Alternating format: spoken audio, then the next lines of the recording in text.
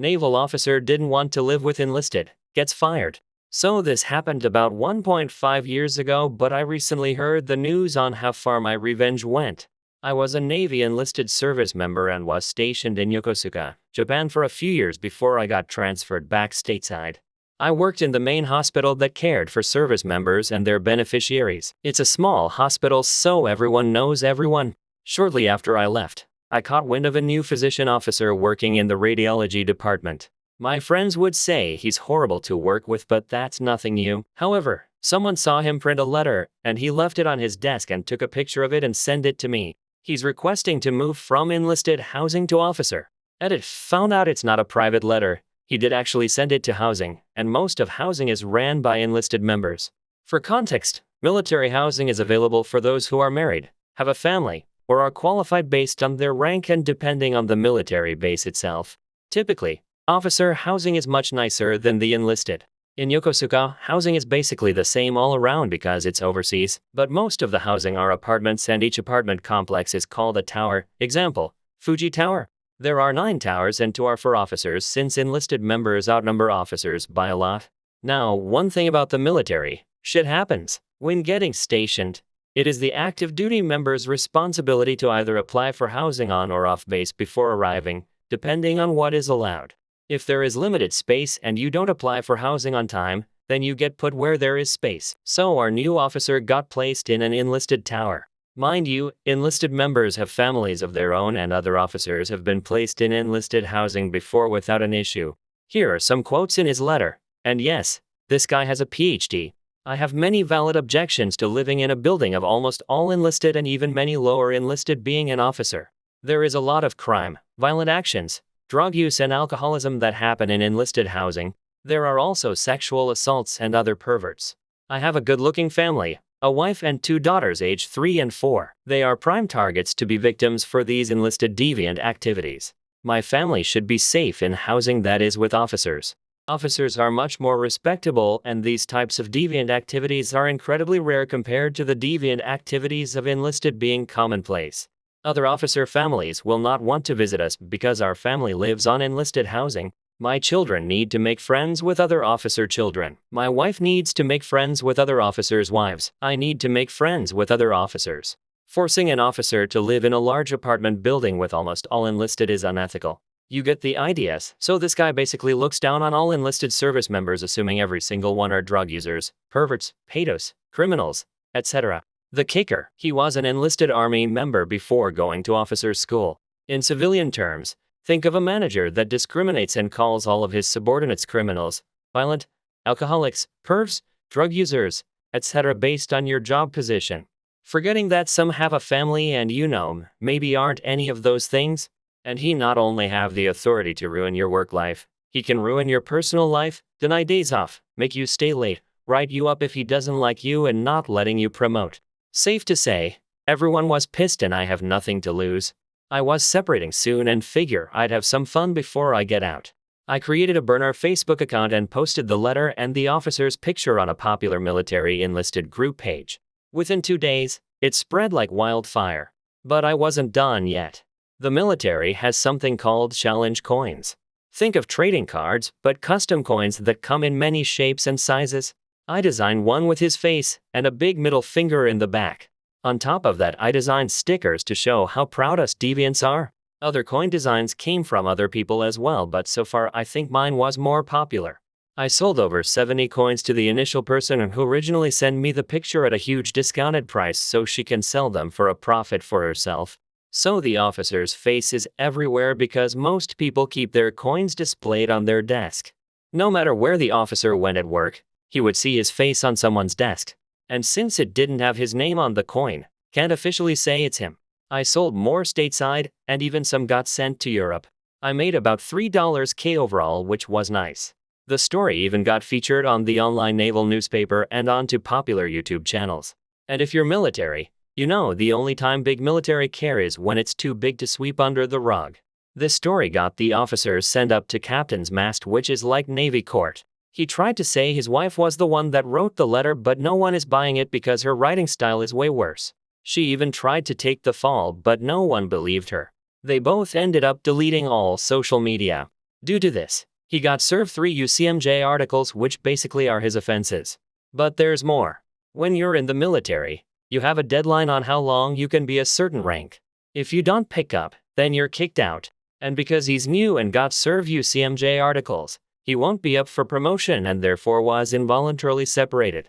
Also, the officer program he went through pays for his PhD. When the military pays for your PhD, you have to serve 10 years to pay them back. If you don't complete 10 years, you have to pay the military back with money instead of time.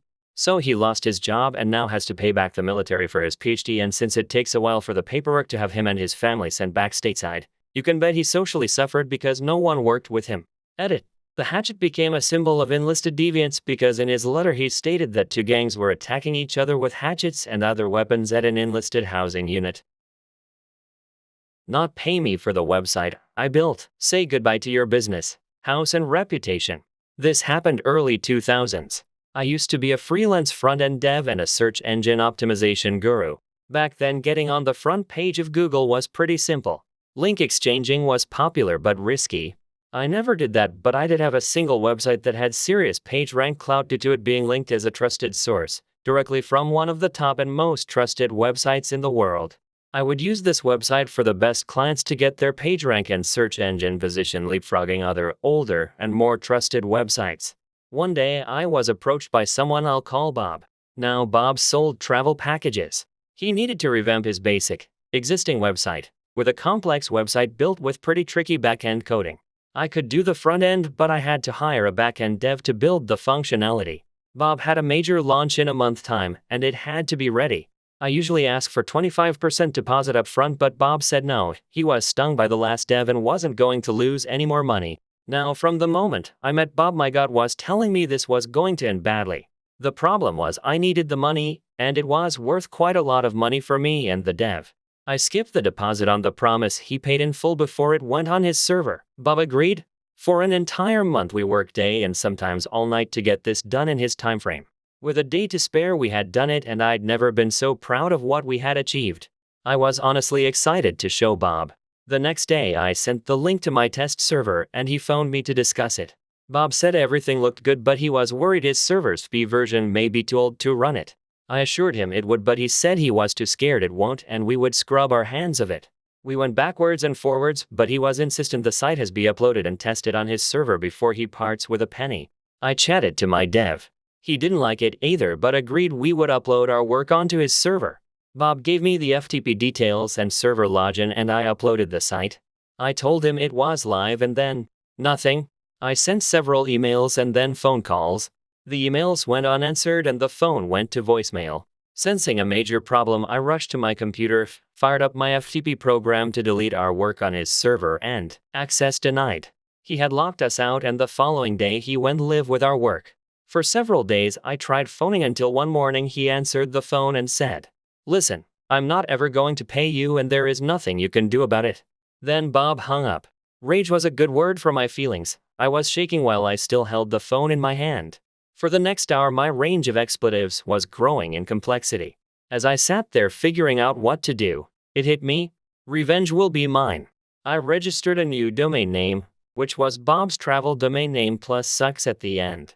If Bob's website was called bobstravel.com, I had purchased bobstravel6.com.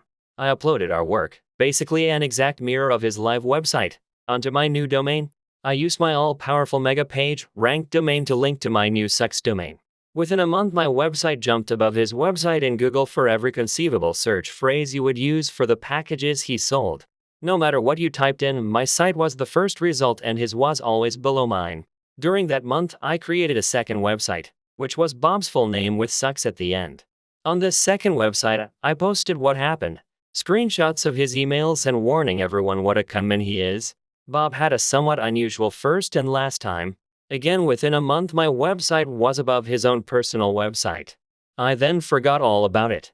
About 4 months later, I get a cease and desist email from a solicitor's firm. A quick Google showed the solicitor's firm was made up and didn't exist. I reply back with, "I'm not ever going to take them down and there is nothing you can do about it." Every now and then I'd get emails from people he had conned by taking their money for a travel package, but never booking their package. I'd put those on both of my websites, making sure those juicy important keywords, his full name and company name, were spread across each negative review. A few more months pass and I get an anonymous email linking to a new domain called Minimesix. I'm told to remove my 2 websites, and he will remove this new one. A quick search, and what do you know? It isn't even on Google. No one could find it. I reply back for a second time with his comment to me. As each month passes, I'm getting more and more people emailing me saying they've been ripped off. I keep adding them to my website. Turns out the travel agency world is well regulated and they started an investigation into Bob's company, using my website as their main tool. I get a call from Bob. Bob is not a happy Bob. In fact, Bob is more of a desperate Bob. Looking at this text now, I know you can almost hear the despair and resentment in Bob's voice. Bob pleads and literally begs me to pull the sites down. Not only is he being investigated by the Travel Agency Association, but he had some very important friends that didn't appreciate the bad press he was causing in their circles. He offers to pay me the money he owed. Nothing more, just what he owed. For the 3rd time, and with a massive smile on my face, I say, listen, I'm not ever taking them down and there is nothing you can do about it. Roll on a few months and I discover his travel company has been removed from all travel associations. No matter what you typed into Google, my website outranked his, and all the bad reviews on my site were the first thing his potential customers would see. I crippled his business so badly, it went bust. During the collapse, one of his ex-employees contacted me and told me how hard he had worked to get my websites off the first page. He had registered dozens and dozens of other domains in the hopes some would jump ahead. Little did he know only the top dozen websites in the world could jump it. Apparently his property was tied into loans on the failing business, and he lost his house too. It took me just about a year to turn his business from a cash cow to a dead cow. Motto of the story: if you ever think to mess with a dev, don't. Updates: my first ever award. Thanks for the silver. Wow, thank you for all your awards. Many of you are saying I should have taken the money and not pulled the sites down.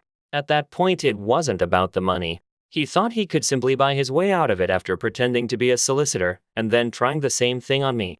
Him knowing I didn't care about the money anymore must have driven him crazy, because money was all he cared about. He then knew he could do nothing to stop his business going down the pan, and all he could do was watch it all fall apart around him.